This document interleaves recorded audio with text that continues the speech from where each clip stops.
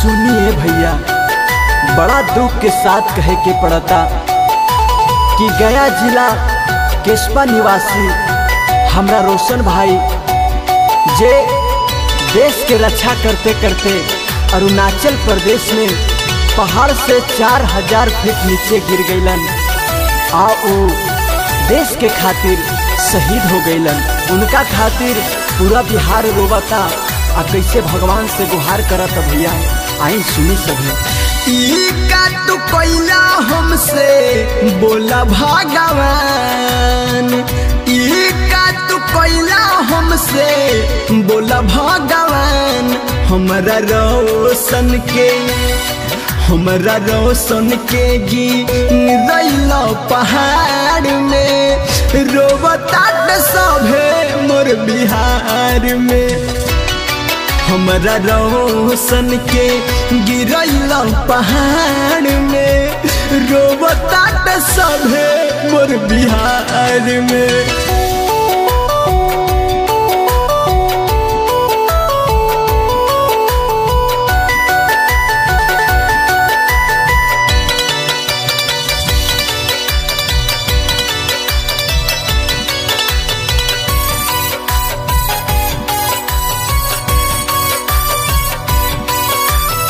Recording by SM Studio, Sakurabad।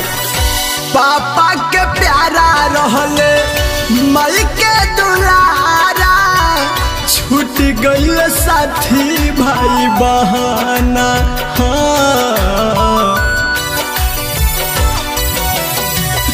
आइल रहल रे समी बिटिया बन के बहुरिया, छीन ले मंगिया के गहना।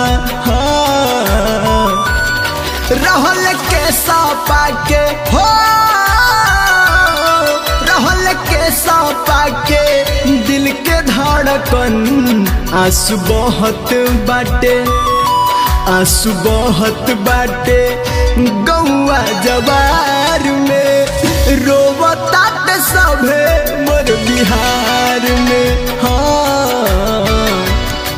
आंसू बहत बाटे गौआ जवार में, रोवता सभे मोर बिहार में।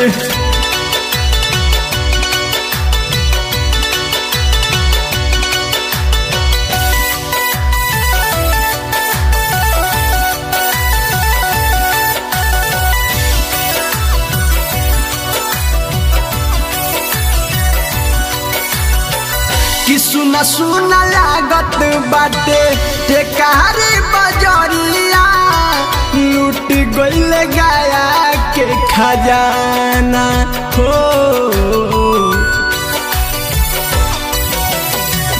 रजनी सराज सोची लिखल बा भाई, मनोज माही गवले हगाना हो। सूरज दुर्गा पूछले हो, सूरज दुर्गा पूछले कैसन दिहल जखम। हमरा रोशन के गिरैल तू पहाड़ में, रोवता सभे मोर बिहार में। हमरा रोशन के गिरैल तू पहाड़ में, रोवता सभे मोर बिहार में।